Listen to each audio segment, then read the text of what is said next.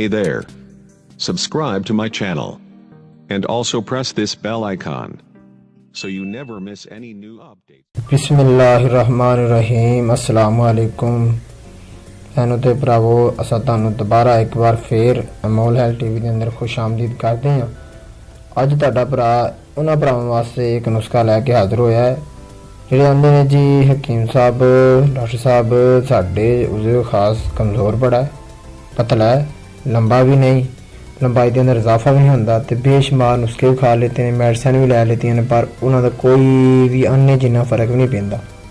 तो तुसा कोई चंगा नुस्खा दसो तो अज जिहड़ा यह नुस्खा तुम इस्तेमाल करो, इंशाअल्लाह ये इस्तेमाल तो बाद तुहाडी जो खास की शक्ति भी बहाल हो जाएगी, पतलापन भी दूर हो जाएगा, कमज़ोरी है वो भी दूर हो जाएगी, शहवत की कमी नहीं यानी कि सैक्स का भरपूर मज़ा नहीं तुसा लै सकते, वो भी इंशाअल्लाह तुसा लै सकोगे।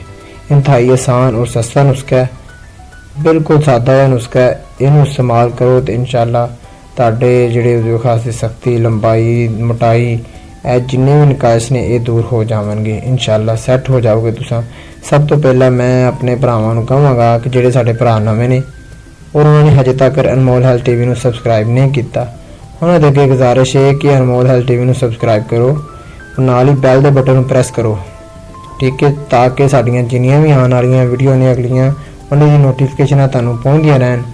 दोस्तों ये वीडियो अगर चंगी लगती है तो इन्हूं लाइक करो तो इन्हूं उन्हां दोस्तों तक पहुँचाओ जिहड़े इन्हां मसलिਆਂ अंदर मुबतला ने। हो सकता है कि उन्हां नूं अल्लाह पाक शिफा दे देवे ते तुहाडे वास्ते भी इहदा अजर सवाब तुहानूं भी मिल जाए।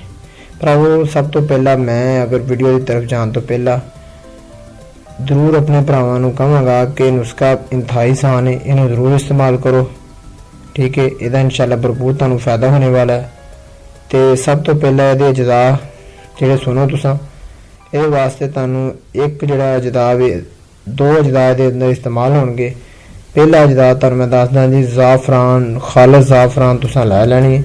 खालस ज़ाफ़रान तुसां किसी भी पंसार की दुकान ते चले जाओ, हुक्मा ने साडे जिहड़े वड्डे वड्डे ने जिन्होंने तुसां जानदे पहचानदे हो, उस किसी भी हकीम कोलों ज़ाफ़रान खालस मंगाओ, ठीक है। दूजे नंबर ते अदरक दा तुसां पानी लै लैना है। अदरक दा पानी तुसां हसबे ज़ायका हसबे ज़रूरत जिन्ना भी लैना है, उहदे अंदर ज़ाफ़रान यानी कि एक चुटकी अगर ज़ाफ़रान लैनी है तो हसबे ज़रूरत यानी कि एक चम्मच ही तुसां उहदा ना कि जिहड़ा अदरक दा पानी पाना है, ठीक है।